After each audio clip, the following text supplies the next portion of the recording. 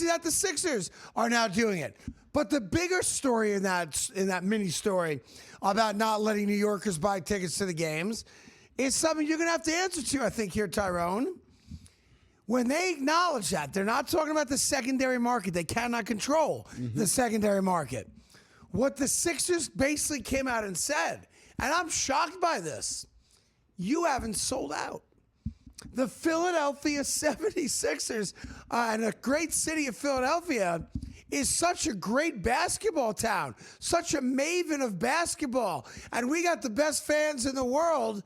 You haven't sold out your home playoff games in the second round of the Eastern Conference playoffs, and that is what's embarrassing.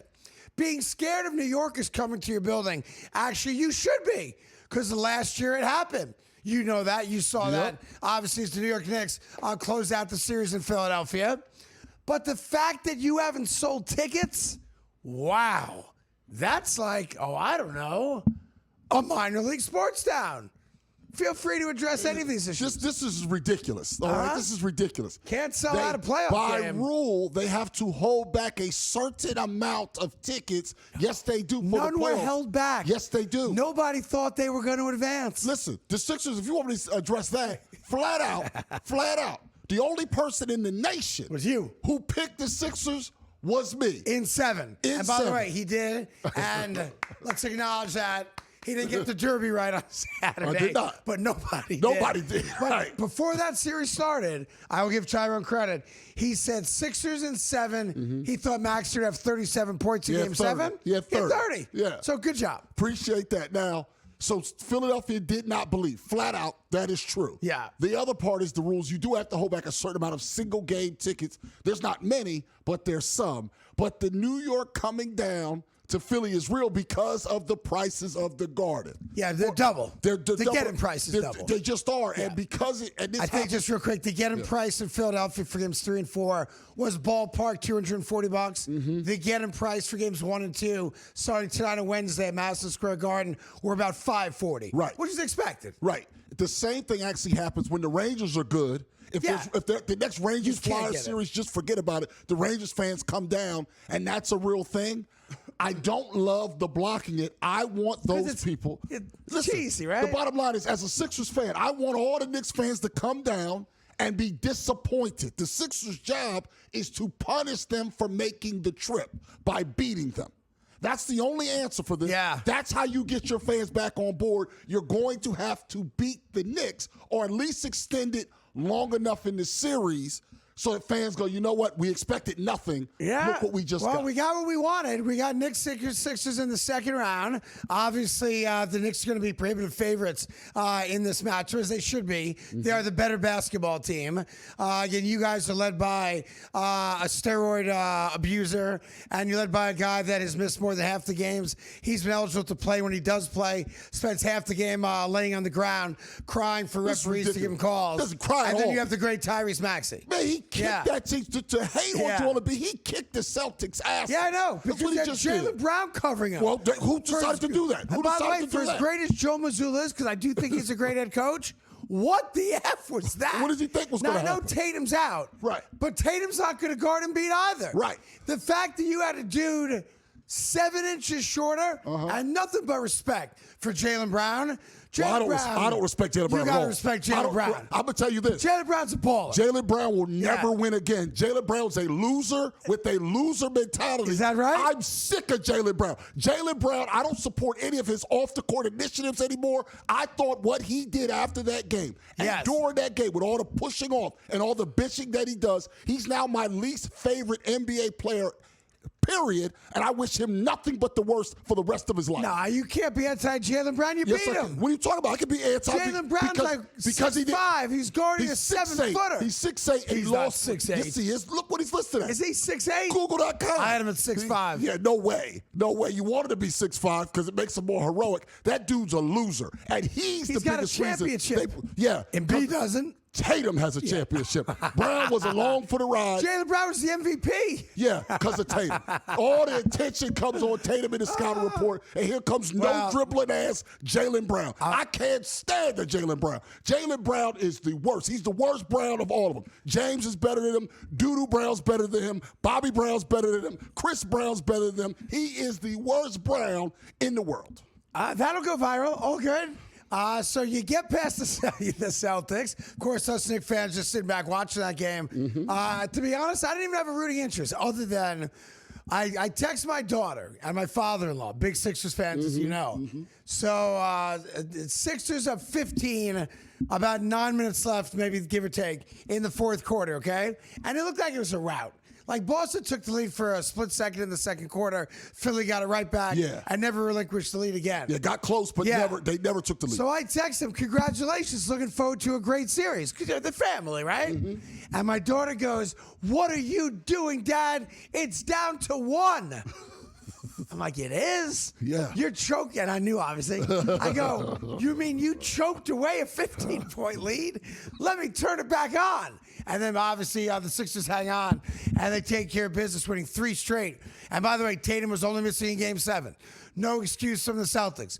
He was there for Game 5. He was there for Game 6. Right. Obviously, the elimination game, he's not there for. But and Embiid wasn't in Game 1. Correct. So you can't use out that's what I'm saying. You and can't the Celtics dominated them in Game 1, if I remember correctly. Yes, right? they did, without Embiid. Yep. But as soon as the Sixers win, all of a sudden, the reality that the Knicks and Knicks fans are living rent-free in your heads. Oh, I can't wait. Game 1 is tonight. Much more on this coming up after the break. But it's Knicks, Sixers, and the Sixers are afraid.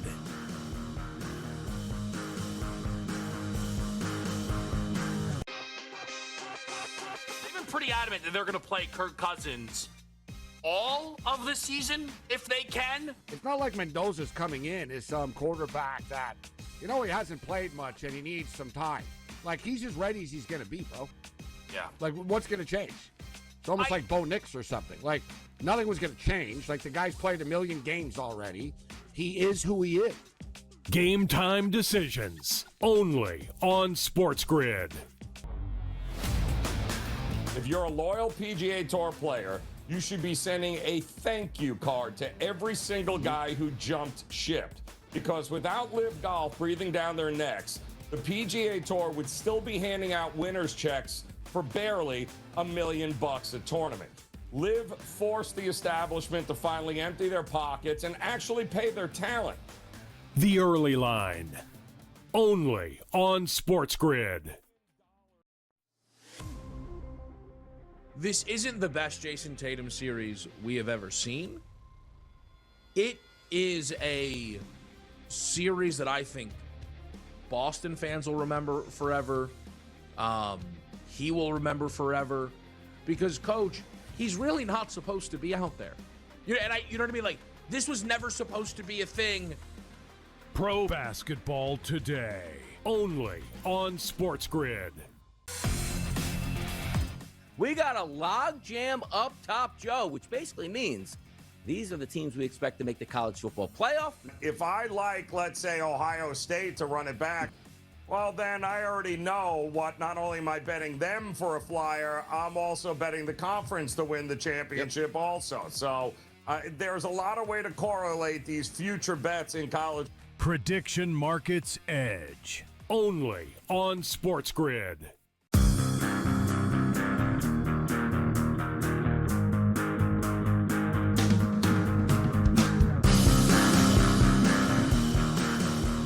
Welcome back to the Carton Show. Obviously, Tyrone Johnson here as well. Game 1 tonight, Madison Square Garden, Knicks and Sixers. It goes Monday, Wednesday, Friday, Sunday, and Mother's Day is a mid-afternoon game. So take that for what it's worth. Your mom's going to have the nice bonnet on. She'll be running around the house going, I told you boys not to touch that food yet. Come on, Mom, the Knicks-Sixer game's on.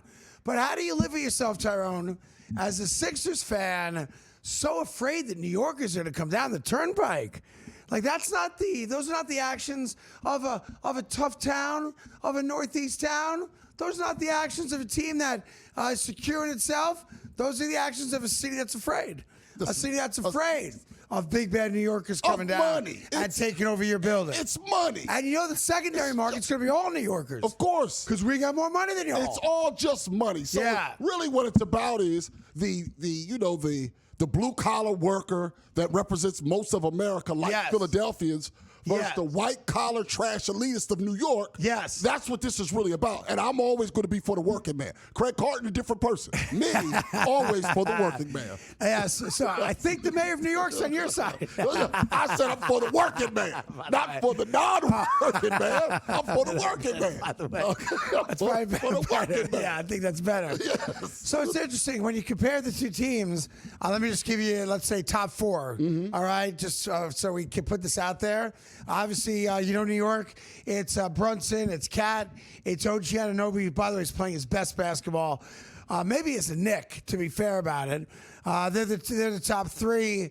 For number 4, probably go Josh Hart, most consistent. In this series. Yeah. And he's going to have to be consistent. He's not going to have to score a lick in this series. Rebounds, he's going to have to defend. And rebounds. And I'm assuming he's going to defend Maxey out of the gate because Brunson can't guard Maxey one-on-one, in my opinion. Right. So Brunson's a bit of a weak link on defense against specifically what the Sixers have. And then, of course, you have a size issue because I don't know who Brunson's going to guard. Right. And he'll get help if he does guard Maxey. Obviously, more on that a little bit later on in the show. And as the series gets going, this is not going to be a quick series. Because on the flip side, I know Embiid can't run anymore. I know he hurt his knee a little bit towards the end of the game. When he's got the ball, he's a beast still. As much as I mock him for being a flopper, he is. And for missing more than half the games they played, he has.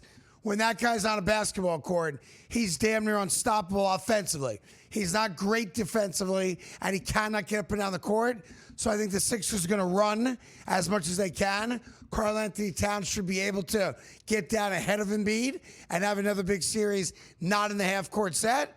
But on the Sixers side, you've got Joel Embiid, a one-time MVP and a first-ballot Hall of Famer, and one of the great centers, I think, in NBA history. So see him saying something nice. Yeah. You've got Paul George, who obviously takes a bit of a legacy hit with the HGH suspension this year. What was it, 25 games, 25. So but Paul George in his prime, one of the great scorers in basketball. He's not in his prime anymore, but on any given night, he's still got a great quarter, maybe a great half in him. I think that's fair for me to say. Tyrese Maxey, damn near averaged 30 points a game and is the best player on that team right now.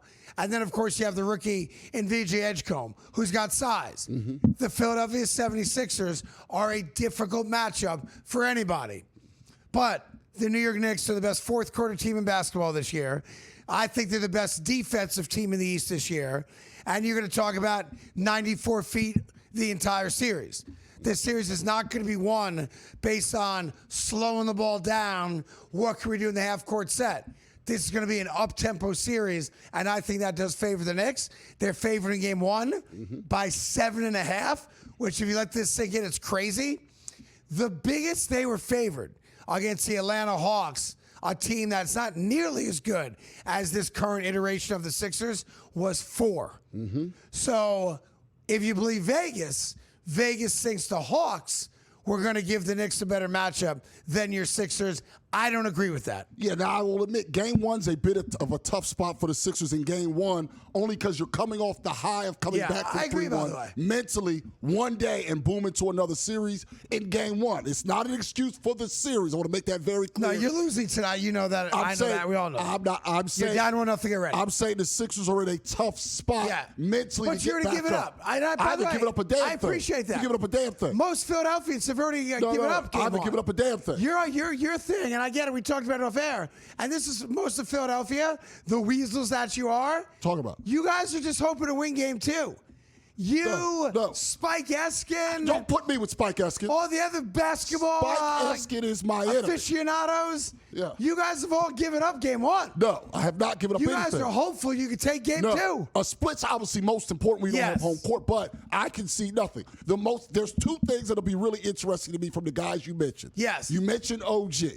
To me, that the OG-PG matchup is fascinating if they have to guard each other. Because OG's better right now. OG's better right now, but Paul George was really good just now. And team defensively-wise, Paul George is playing excellent basketball. The other one is VJ and Brunson, because at times he's going to have to guard VJ. Yeah, I think Bridges are probably on him a lot, but I'm with you. Go ahead. Right, he's going to have to, though, because who's on Maxey? Is OG, who's guarding that? Hart? I'm just saying what I would do. Right. I would put Hart on Maxey from jump. Fine. And then I might pivot to OG because he's got more size than Maxey, and he's a damn good defender. So that means he's going to have But that to opens somebody up. Right, that means he's going to be on VJ times or Kelly Oubre at times. Not because Kelly Oubre is awesome. He's just a lot bigger, backdoor cut, getting to the rim, things like that. And I think the other part is watch for the double bigs from the Knicks if they go with Cat. Which they've never done. Mitchell Robinson and Cat at the same time. Yeah, they never do it. To me, that's the thing that might make the most sense against this Sixers team, because you don't want Cat to get silly fouls guarding I agree. Embiid. And Embiid's the only big man you got. You've got guys 6'7", 6'8", 6'9". I mean, Andre Drummond comes in the game. Andre Drummond, an offensive factor. He can't play dead. You don't want Brunson to end up in. You don't want guys or Cat end up in foul trouble messing with him. Here's, I think, the keys to the series, Philadelphia. As long as Joel Embiid decides to go against what he's done throughout his entire career, which is be the dirtiest player in the NBA. If he can stay on the floor and not grab Mitch Robinson's ankles and not kick guys in the balls and not elbow guys in the head and actually play basketball, dominate those instead of turning this basketball game into a WWE event, then maybe Philly's got a shot. They have a shot. But if he plays the way he normally plays, shot. which is, I know the camera can't find it. Here's the highlight of Joel Embiid. Oh, no. I've fallen, and I can't get up. 30-some points. No. Oh, no. 34, 12, and 7. Hey, referees. This is ridiculous. Give me a call. This is ridiculous. Wait, hold on a sec. Oh, I didn't get the call? Oh, man.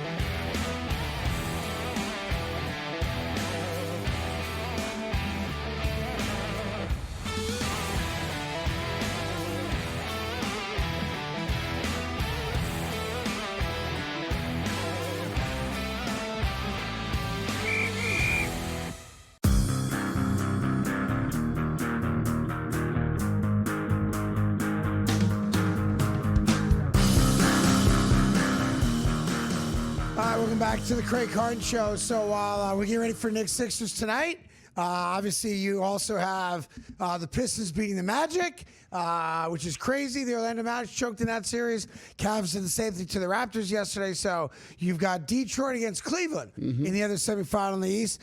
Meanwhile, the Lakers did beat the Rockets, blew them out in Game 6 in Houston. No Kevin Durant again. LeBron was great in that game. And then, of course, comes LeBron being LeBron. Now, there was a day in our lives not that long ago when Michael Jordan retired for good from the NBA. And within a year after that, I think LeBron James was the guy that came out and said, at some point, we need to retire the number 23 from Michael Jordan. And everyone goes, wow, yeah, I think he's right. For most of us, greatest player we ever saw. Let's acknowledge his greatness by retiring his number. But the NBA really doesn't do that. No. The only guy I've ever seen it done for is Jackie Robinson. Right. For the obvious reasons. Breaking the color barrier and all the things that stood for. You can't rock the number 42 anymore in Major League Baseball. Then Bill Russell passed away.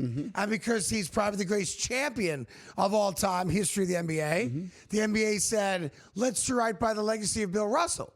And that's why the number 6 can't be worn, which is why LeBron James had to change from number 6 to another number. He chose to rock 23 in honor and tribute to Michael Jordan, who was his favorite player as well. All right, so you got the history of this, right? Right. Not anymore, because the NBA Board of Commissioners is considering that when LeBron James finally hangs him up, the number 23 is never worn again, but not to honor Michael Jordan. LeBron James wants it to honor him. Wait a minute. Whoa. See what you did? Did you hear Craig's? You said Typical No. LeBron James. This is 10 ridiculous. years ago, let's retire the number to honor the GOAT. 20 years ago. 20 years later, you know what? I think we should retire it to honor me. Now see, Typical. This is ridiculous. Typical. Why is it that See how he's changed in 20 years? I don't see what happened there. What I see is what you did with a sentence. First part of the sentence, it was the NBA board is considering. See, officially, it's the NBA Board of Commissioners. Okay. At the request No. of See, LeBron See, no. James. You made that part up. See, that's the part. At the request is the flaw in this argument. Okay. At the demand I see what I mean. of LeBron James. It is not at the You demand didn't do it for of Jordan. LeBron You better James. do it for me. First of all, 23 should be out of circulation. The only thing we should care about is nobody else wearing 23. Do we really care? Do we really care if it's for Jordan or LeBron? I don't, because If I see 23 retired forever, to me, it's because of Michael Jordan. For me, it's because of And LeBron. for you, it's LeBron James. Yes, but But it doesn't LeBron really James matter. only wore it for Michael Jordan. Because here's the difference between someone like me, let's say, and maybe a guy like Nick Wrong or some other people out there. I greatly respect Michael Jordan. Yes. I think Jordan was great. I You'd don't be silly disrespect not Jordan. to. While many people who hate LeBron do not, they have the reverence for Jordan, but show no love to LeBron. Correct. This is all I'm saying is 23 for both of them. For you go back now from basically 1984 to 2026 and beyond. Talking about 42 years plus. It's been the dominant number, regardless of I who agree. you think is better in the league. It's time to take that number out. Okay, so you want to do it. We're going to retire the number 23, but we're going to do it on behalf of both guys. Both guys. That way, your generation that thinks LeBron's the GOAT, you can have some ownership of it. My generation, who thinks MJ's the GOAT, we can have some ownership of it. That's right. Plus, the added little benefit that your guy only wore it because my guy wore it first. Yeah. I'm okay with that. And I'm great with that I can live part. with that. I'm great with that part because But Michael never asked for it. Your guy did. Now, That's the difference. He didn't ask for it. He went to the NBA Board of No, Commissioners he didn't. and said, Board of No, he Commissioners, didn't. 23 should never be worn again. He didn't do that. Here's the real question. If they have a ceremony. Now, Yeah. when Major League Baseball decided to for Jackie Robinson, I was at the game. My uncle was Jackie's one of his best friends. I was a pallbearer at his funeral, et cetera, okay? And Rachel Robinson is my cousin's godmother, okay? So my family's very close with the Robinson family. So I was invited to Shea Stadium for the first ever night that they honored April 15th, where it's now Jackie Robinson Day, where they honored Jackie Robinson and retired to number 42. They grandfathered it, which is why Mariano Rivera, the Yankees, wore it after it had been retired. Right. They allowed it to be grandfathered in. Nobody else has worn 42. They'll do the same thing with current 23s. They would do the same thing. If you currently rock 23, they'll allow you to, with the nod, maybe you should change it. Right. But if that's been your number, it's been your number, right? So I was at that event, and it was great. And obviously Rachel Robinson and his children and the grandkids were there. If the NBA does it, does Michael show up for it? Yes. With LeBron? Yes. I'm not so sure he does, because he's the greatest of all time.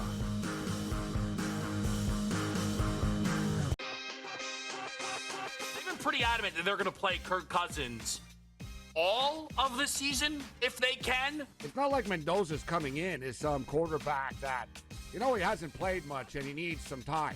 Like, he's as ready as he's going to be, bro. Yeah. Like, what's going to change? It's almost like Bo Nix or something. Like, nothing was going to change. Like, the guy's played 1 million games already.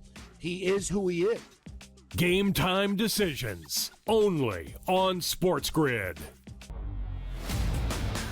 If you're a loyal PGA Tour player, you should be sending a thank you card to every single guy who jumped ship. Because without Live Golf breathing down their necks, the PGA Tour would still be handing out winners' checks for barely $1 million a tournament. Live forced the establishment to finally empty their pockets and actually pay their talent. The Early Line, only on SportsGrid. This isn't the best Jason Tatum series we have ever seen. It is a series that I think Boston fans will remember forever. He will remember forever because, Coach, he's really not supposed to be out there. You know what I mean? Like, this was never supposed to be a thing. Pro basketball today, only on SportsGrid. We got a logjam up top, Joe, which basically means these are the teams we expect to make the college football playoff. If I like, let's say, Ohio State to run it back, well, then I already know what not only am I betting them for a flyer, I'm also betting the conference to win the championship also. So there's a lot of way to correlate these future bets in college. Prediction Markets Edge, only on SportsGrid.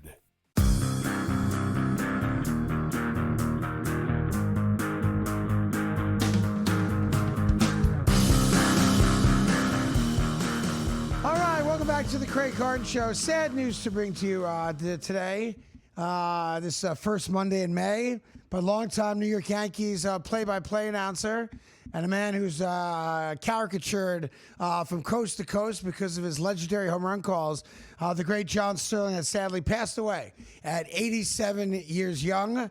I had the privilege of knowing John and working with John. I even filled in for John a couple seasons ago when he was ill. To do a couple Yankee games on the radio. And if there is a legacy that a broadcaster could have that we all kind of strive for, it is longevity. It is being so good at your job that you're truly irreplaceable. And while John Sterling was the most mocked play-by-play broadcaster in this country, I believe he was also the most revered. Here's a guy that over 30-plus years never missed an inning, never missed a ball or strike call, and never missed a game. So come sicknesses and deaths in the family and kids' birthdays and all the things that are important to us outside of our jobs, John Sterling treated his job with the New York Yankees as more important than anything else in his life. And he has a beautiful family. He was divorced from his wife and did live alone and adored his children who are now adults. But John Sterling is and was the voice of the New York Yankees for multiple generations, much like Phil Rizzuto was before him. And John Sterling, again, while mocked probably more than any other radio broadcaster. I think rightfully so is also the most revered amongst all broadcasters. And when you start taking note of how a local radio guy can transcend all the other broadcasters that do games that are affiliated with obviously the greatest baseball franchise of all time and their 27 championships, the New York Yankees. He lived the life of a legend. He is a legend, and his voice will always be synonymous with Yankee baseball, much like Harry Kalas was for you guys in Philadelphia. That when you thought Phillies, you thought Harry. When we thought Yankees, we immediately thought of John Sterling. Yeah, it's incredible the amount of calls I remember being not from New York originally, working in New York now, how many calls that I remember. And I almost think that in hindsight, he was underappreciated. You laid out a guy that's there all the time like that almost becomes like a warm blanket where he's part of your family when you're listening to those games. And baseball still, more than any other sport, is the best radio game of them all. Sure. As him as doing the radio calls for so long, he's like a warm blanket. And the other part was, I think he probably deserved a little bit more grace as he got older. In hindsight, Yeah, I think he got more later because, look, I work at the radio station that John worked at for the last 15 years, WFAN in New York, and they put a camera in his studio. That only happened a few years ago because now he's an older man. Right. And you want to see him with this famous, Yankees win. All those things that we kind of mock him for were his signature calls. And one of the great things amongst broadcasters is being unique. You could say the same thing about life, that not to be a copy of somebody else. Be you. Be unapologetically you. And John Sterling was. And again, we made fun of John, and he took that with great grace. All right, we applauded John for his calls, and he loved it. He loved being noticed. He loved people replaying his calls. Obviously, he invented home run calls, individualized home run calls for every Yankee. And we waited to hear when a new guy became a Yankee. The first thing we said was, John, what's the home run call going to be? Like when A-Rod joined. I remember the A-Bomb. He was an A-Rod by A-Bomb, an A-Bomb by A-Rod. Yeah. So I think, sadly, like the last radio interview he did, to my knowledge, was February 24th with me and my partner at WFAN, Chris McMonagle. And I'll probably play that at some point later this afternoon. But John always showed up. No matter who you were, no matter when your show was on, John loved to show up. I'll never forget, someone put out there today, I didn't even think about this.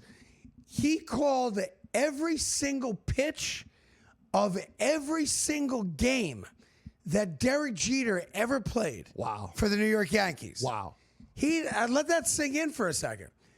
Every pitch, he didn't miss an inning. He wasn't late for a game. He showed up with the sniffles. He showed up with bronchitis. Whatever it was, he showed up. His voice was always great. Every pitch of Derek Jeter's career. That's crazy. It's almost like if I know that's true, but it's almost impossible when you think about what they do now. Some guys don't want to travel. There's so many things that go into that job. And for him to do that for 20-some years, I mean, he did it for way longer, but to do that. And then I hear people about how great he was in the ABA, how great he was calling hockey before that. He did New York Islanders hockey. Yeah. He was the voice of the Atlanta Hawks, believe it or not. He was the voice of, I think, Puppy Bowl. He was. Okay. Or Kitty Bowl, one of those two, I forget. Yeah. That goes against the Super Bowl, I forget which one it was. And he did bowling. You name a sport, other than golf, I think it was, John Sterling at some point did it. He didn't get fame until he became the Yankee guy. Right. And back in the day, he shared the booth. It was Charlie Steiner. It was Michael Kay, the longtime TV voice of the Yankees, and it was John Sterling. And one of the things about radio that local TV does not allow you to do is postseason games. Because the postseason games are controlled by the networks, not by the regional sports network, like Yes or SNY in New York, like Comcast, I guess, in Philadelphia. So John Sterling also is the voice of all the Yankee championships, whereas Michael Kay, the TV voice, never got to do a game on TV that the Yankees were in the playoffs. He only got to do when he did radio. I know that's a big gripe amongst TV guys, but that's why John Sterling is passing today at 87 years old. He had not been well over the last 6 months to a year or so, unfortunately, is something that we all have a story about. You know, and I'll never forget, you know, when I filled in, I did 3 Yankee games a couple years ago as John was winding down, and he wasn't well, health-wise. And the Yankees reached out to me to do it. And the first thing I said to the Yankees, because the Yankees decided they wanted me to do the games. Story nobody knows, the Yankees wanted me to do the rest of the season for them that year. And again, I've never done baseball play-by-play. I thought I handled myself fine in doing it, but I did 3 games against the Texas Rangers. So the Yankees wanted me to do it for the rest of the year. And then the idea was going to be when John's health was at a good enough level, he was going to come back and take over again and obviously do the postseason, which he did that year. Right. He came back for the postseason and called, it was his last postseason as the Yankees announcer. Dave Sims now does the games with Susan Wallman and does a good job, but he's not John Sterling, obviously. But when the Yankees offered me the opportunity to do it, the first thing I said to the Yankees, and it's Hal Steinbrenner and Randy Levine, Alon Trost, who run the Yankees from a business perspective, I said, do we have John's blessing?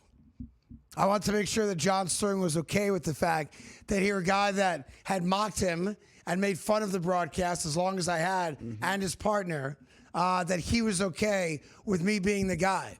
And not only did John Sterling bless it, he called me. He called me to talk about doing the games and the import of being the Yankee voice. And he didn't have to call me, right? He could have just sat at home and listened to it and said, that kid's not nearly as good as I am, and he would have been right. But the fact that he did talk to me before I did those Yankees-Rangers games, he meant everything to me, because in my world, I was walking into their booth. That wasn't my booth. That was John and Susan's booth. And the fact that he blessed it and she allowed it, and obviously she did the games with me, meant the world to me. But nothing but great respect and admiration for the late John Sterling, the only voice for multiple generations of the New York Yankees. And I'm sure a lot of you Dodger fans can relate. Vince Scully was your voice. In Philadelphia, of course, Harry Kalas was the longtime voice and the only voice, with Richie Ashburn for decades and decades. There as well. And when I saw that story this morning, I thought it was worthy of a minute here on this show to acknowledge, you know, there are great broadcasters out there. I know we currently live in a world where all we do is put each other down and take shots at each other. John never did that. At no point did John Sterling ever do that. He rose above. Even when we mocked him for the mistakes he made, he rose above. And the broadcasting world lost one of the great play-by-play men early this morning. Rest in peace, John Sterling.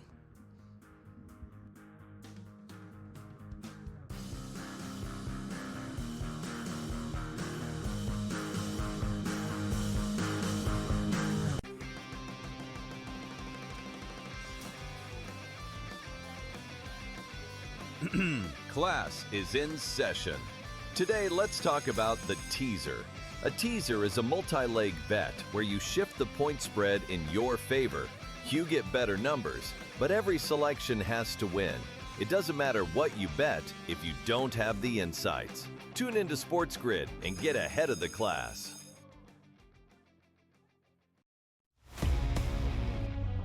Manager, hitting coach, bench coach, assistant hitting coach, third base coach, hitting strategy, and game planner here. It's almost like a line change in hockey, Craig. Some of these questions that have to be asked, Donnie, would be, what did you think a month ago, Donnie, right? Like right before the season started, did you think that these coaches were the answer to your season? Because if not, why did you wait all off season to make a change like that? Pro Baseball Today, only on SportsGrid. Teams are going to be tanking. Now, instead of 14 tanking, 18 will be tanking. You know what solves this show? Keep it at 18 teams. All teams. One ping pong ball. No more, no less. Don't care about the record. You know what that solves, Joe? Tanking. They won't tank anymore. There's no incentive to tank. This gives you incentive to tank. You idiot. The Early Line, only on SportsGrid. Number one, who asked for this? Nobody asked for a bump up in the number of teams in both the men and the women's basketball tournament from 68, including the 4 play-in teams, to 76. By the way, it looks like it is a near-done deal. ESPN and ABC News reported this morning that's very close to being done. It could be announced by the end of this week. Newswire. Only on SportsGrid.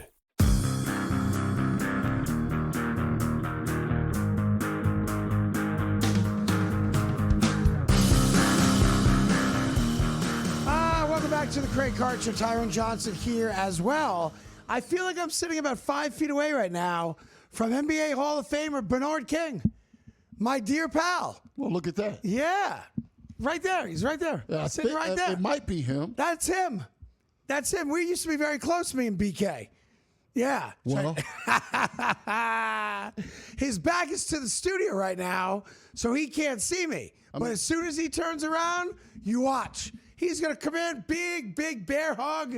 Yeah, kiss on the cheek, the whole thing. well, I was going to go around there, but currently the path is blocked. Yeah, it's 95 degrees in here again. They're working on our air conditioning again. They got it all blocked, the path to Bernard. Yeah, we can't seem to get the air working in this studio, one way or the other.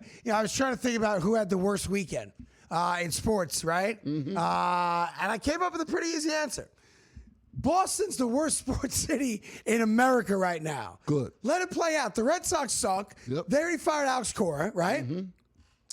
Your football coach is in the middle of the biggest NFL scandal since Deflategate, right? Yeah, sitting there. Then you've got the Bruins. They got knocked out of the Stanley Cup, right? Yep. Then the Celtics, who had a 3-1 series lead. That's right. Against the 76ers, lose Game 7 yesterday. Mm-hmm. So they're out of basketball. They're out of hockey. Their head coach is this close to being fired in football. And they already fired Alex Cora. Is there a worse town in America to be in right now than Boston, Massachusetts? There isn't. There isn't. And that's another tough talking town. Oh, we're the city of champions. We're the greatest. Greatest. You blew a 3-1 series lead to the Sixers. That means you lost 2 games at home with a chance to end the series against the Sixers, including a Game 7. Yeah, they lost 3 games at home in the series. Lost Game 2, Game 5, and Game 7 at home. Embarrassing. Yeah. Joe Mazzulla's the best coach in basketball. I used to think he was.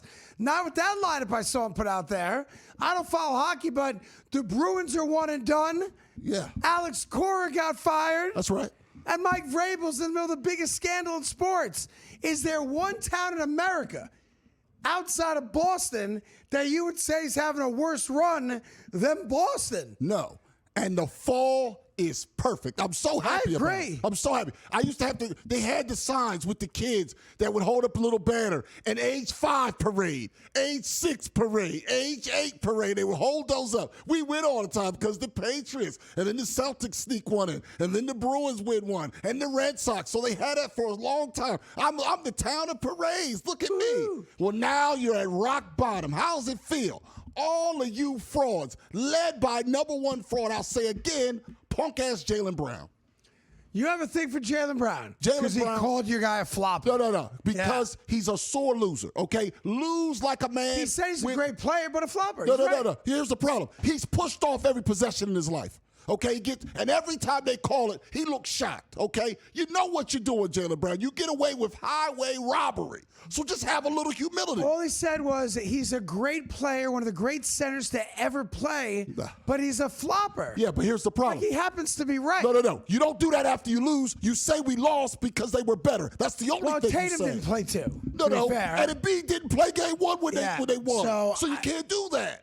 You just take the loss like a man. I had the guys do me a favor when I first got here this morning, and they just said in my ear what the results are. I had them write down every time Joel Embiid was on the floor. How many times do you think Joel Embiid fell down to the floor in Game 7 against the Boston Celtics? I don't know. Because it doesn't matter. I care how many points he scored, how many rebounds, how many assists, but how many times did he fall? And I actually know why he goes to the ground as much as he does. He lives on his knees. No, he doesn't live on his knees. See, that's the disrespect. And that's what's Joel going to catch up Embiid to Knicks lives fans. on his knees. That's the disrespect. Yeah. That's the problem with Knicks fans. And now, see, I have a lot of respect for the Knicks team. 39's the answer. But little by little, I'm losing respect for all the Knicks fans. That's why you're like afraid you. of us. Not afraid of you That's at all. why you don't want us coming I'ma out tell to you right Philadelphia. now, I want y'all to Teaching come. you basketball. I want y'all to jump up. Yeah. Because punks jump up to get beat down. Is that right? Okay, and that's what's about to happen to all of y'all. If you buy tickets from New York, we're gonna refund you your money with no notice whatsoever. We don't want the comp. What's the name of your building again? It's changed so many times. Xfinity Mobile Arena. Ugh. The FU Center was better when First Union was their sponsor. Well, no, First Union doesn't exist anymore. What's it called again? Xfinity Mobile Arena. Xfinity Mobile Arena. That's right. Wah! Ain't no wah. Wah! We don't want you guys to invade our building like you did last year. We were so embarrassed by that when Knicks fans were chanting and cheering in our building, "Let's go Knicks, Sixers suck." And you know what you guys did? Yeah. You did what you normally do. Tail between your legs, and you walked home like losers. What are you going to do if you lose the game? And that's what's going to happen again this year. No. Yes. Sixers and 6. Sixers and 6. That's right. Sixers and 6. What do you mean to do? You already gave us game 1. No, I didn't. Which means you think you're winning 4 out of 5? The only thing, yes, I do. I already said they're in a tough spot. Okay? And again, I respect this Knicks roster. Tonight's a lock. But you fans out there, Craig, Ethan, and all of you out there in the world, not a real basketball. for the next 2 weeks, you're my enemy. Miami. My enemy. Oh, my enemy. Yeah. But yeah. I respect that. My boy Ish. No, I Yeah. don't want to watch a game with you, and I love you. We can But be you're- frenemies Yeah. for the next 2 weeks. 2 weeks. I'm good with that. All right, after that, by Memorial Day, it's all good. But Because the then- series will be over by then. There's a chance, and you might have to call your mom today and apologize in advance. Mom's not with me. I can't call her. You go to the gravesite. I go to the gravesite. But I said I I apologize understand. It's all respectfully. good. You may have to go visit your mom in the cemetery. Yeah. On Mother's Day and say, "Mama, you were right, Mom. We can't handle New York. I can't believe we got swept. Nah, I'm not swept. I can't believe we got swept. Swept. Yeah, Go slow down. Mama, Swept. they just swept us, See, Mama." this is the disrespect I'm talking about. See, that's why it's hard to give respect when Yeah. you don't get respect. Yeah, because what do I respect? The fact that you have the dirtiest player in the NBA. Don't have the dirtiest player in the NBA. Look at it, how many flagrants The he has. dirtiest, No, he's not. filthiest player in the I tell you, NBA. the dirtiest player in the NBA is probably on the Knicks. And by the way, the only reason Carl Anthony Towns fouls with impunity, slapping people.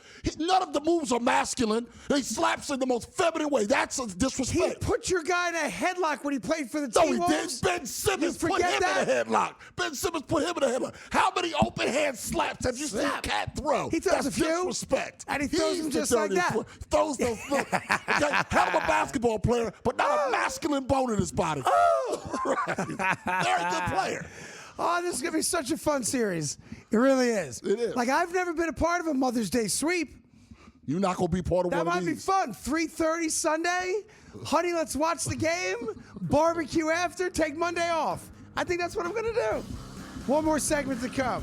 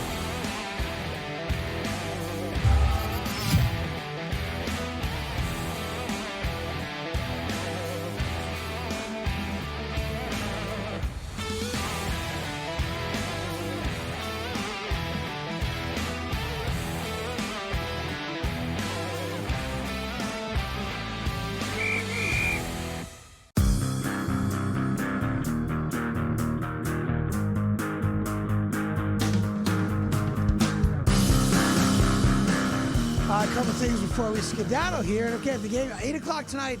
One quick note before we wrap up the Sixers-Knicks talk for today. Tyrone pointed this out to me before the show. It really is kind of crazy. Again, we're all going to figure it out, so it's not worth complaining about. It's just interesting. The first 4 games of the Knicks-Sixers series are on a different network every night. Mm-hmm. So Peacock has one, ESPN has one, Prime has one. Prime's got one. Then it goes over to 8. There's ESPN and ABC. Yeah, it's a different network on the first 4 games, and then it starts repeating after that. Again, we're going to find it. Older people might bitch and moan about it, but at this point, we have all the services anyway. Yeah. So just say into your remote, Knicks and Sixers. You can find it. Yeah. A couple other things real quick. Did you see how Inside the NBA trolled Vrabel and Rossini? I did. I give them credit. They finally did something. Yeah, I agree. You know, put them on the gone fishing boat. Mm-hmm. I thought that was pretty clever. I agree with you. I appreciate they did that. The Seattle Mariners retired to number 50. There you go, right there. Yeah. So that's what I was just talking about. That's the gone fishing boat. So what Inside the NBA crew does, every time a team gets eliminated, they join the boat. Right. Because now they're going, it's fishing season. And to their credit, they got to pass the ESPN censors, and they put Vrabel and Rossini, like Jack and what's her name, on the Titanic. On the Titanic, that's good work. Well played. It's well played. They didn't really talk about it. They just showed it. They said, I think Barkley said it. Yeah. And then Ernie's like, all right, we got to move on. Right. Yeah. And that's what happens when you lease a show, but you don't own the show. You can't really tell them what to do. That's the whole Pat McAfee story at ESPN. Seattle Mariners retired Randy Johnson's number 51, which is kind of weird because they already retired number 51 for Ichiro. Right. Which is kind of weird, no? Super weird. Now, isn't it weird? But they celebrated it by selling a 51-inch long hot dog. How much do you think that hot dog costs? It's called the Big Unit. I'll go 51 inches long. I'll go $26. $37. See, that's but that's like 3. You can share that, right? Yeah, but yeah. Although Ethan told me he once took 51 inches by himself. By himself? Yeah. Wow. Yeah. Where'd it go? Said it took him an inning and a half. That's what I'm saying. Where'd but it go? He swallowed it whole. Wow. He was like a cobra. To me, yeah. My gosh. Yeah. Hey, that dude looks like the guy in American Idol. If you're watching this current season. But yeah, the Big Unit, 51-inch hot dog, and it's one long hot dog. Yeah. It's not like 6 inch. It's like one long 51-inch hot dog. I provided that to a lot of women for a lot less than $37 back in the day. Hey ho! Yeah. A lot less. Yeah. Philly's having a tough go of it this weekend.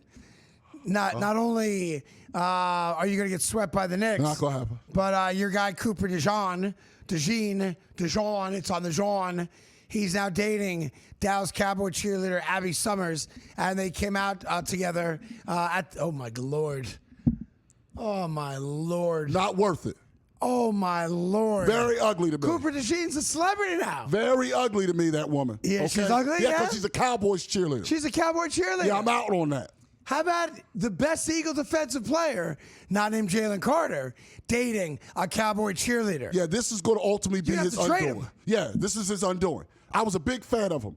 They already got got rid of one of the exciting white 6. Yeah. But I can't have that. You might cut him on the way home. Yeah, I don't like this at all. People think I'm joking. Possible. And I have a cousin. I have 2 cousins. They're twins. One's a Cowboys fan. Yeah. I wish the one twin that's not a Cowboys fan happy birthday every year. And that's it. Nor should you. Yeah. By the way, final story for you from the NFL. Patrick Mahomes, who's announced today, is quote-unquote on track to participate in OTAs. Ahead of schedule, Craig. And, of course, all the sheep in Kansas City go, see, I told you he's going to be ready for September. He's participating in OTAs. He's going to be there. Right. So because he's going to be there, it counts as participating. Because it's optional. It isn't even 6 months. It's a check or a no check. Yeah. Patrick Mahomes is not playing football in September for the Kansas City Chiefs. I know you're a bunch of sheep. I know you're not that bright. But when you tear an ACL, you do not come back from it in 6 months. Patrick Mahomes is not going to be running plays for the Kansas City Chiefs in OTAs. Period. Stop, dumbasses. May the 4th be with you. Knicks Sixers tonight. Tomorrow, we celebrate the Knicks winning. Yes, May the 4th be with you. Have a great day.